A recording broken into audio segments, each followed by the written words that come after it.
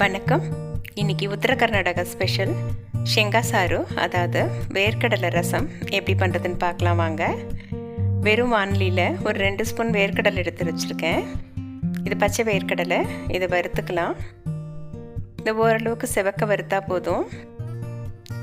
இதோட ஒரு சின்ன துண்டு பெருங்காயமும் சேர்த்துக்கிறேன். ரெண்டுத்தையும் சேர்த்து வறுத்துட்டு கடலையை நல்லா ஆற வச்சுட்டு அதுலேருந்து தோல் எடுத்துடணும். இதை ஆற வச்சுட்டு தோல் எடுத்துகிட்டு வந்துடலாம்.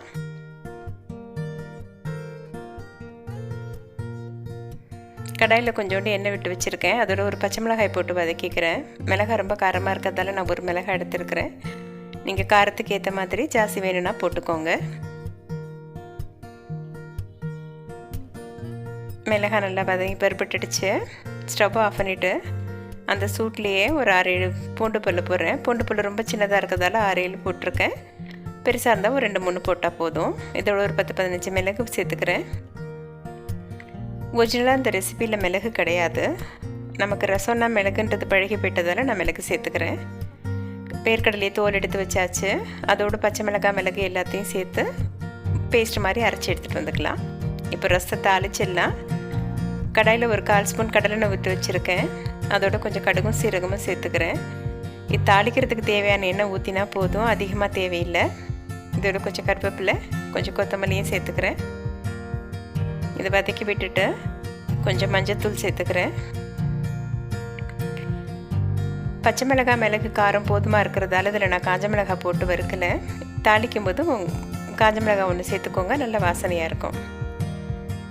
ஒரே ஒரு கொட்டைப்புளியை ஊற வச்சுருக்கேன். அதை பிழிஞ்சு சாறு எடுத்துக்கிட்டேன்.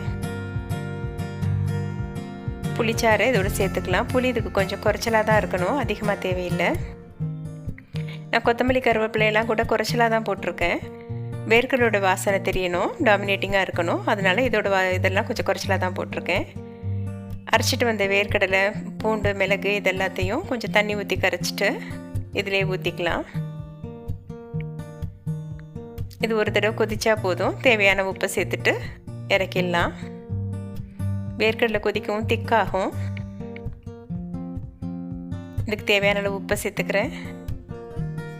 இது கொதிச்சதுக்கப்புறம் இன்னும் கொஞ்சம் திக்காயிடும். இதில் இன்னும் கொஞ்சம் தண்ணியை சேர்த்து வச்சு கொதிச்சு வச்சுக்கிறேன்.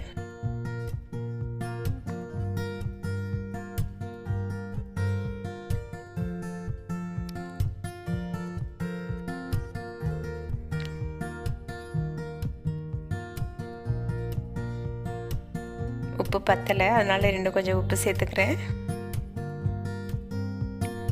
ரசம் நல்லா கொதிச்சிடுச்சு. வேர்க்கடலை வாசனையோட ரசம் ரெடி ஆகிடுச்சு. இது சுட சுட சாத்தோட ரொம்ப நல்லாயிருக்கும். ஒரு தடவை ட்ரை பண்ணி பாருங்கள். இது கொஞ்சம் ஆறினோன்னே இன்னும் கொஞ்சம் லைட்டாக திக்காகிடும். இது இன்னும் கொஞ்சம் தேங்காயும் சேர்த்து பண்ணுற பழக்கம் இருக்குது. உங்களுக்கு விருப்பம் இருந்தால் வேர்க்கடலோட கொஞ்சம் தேங்காயும் சேர்த்து அரைச்சி சேர்த்து பண்ணலாம். உத்தர கர்நாடகா ஸ்பெஷல் ஷெங்கா சாரு ரெடி. நன்றி.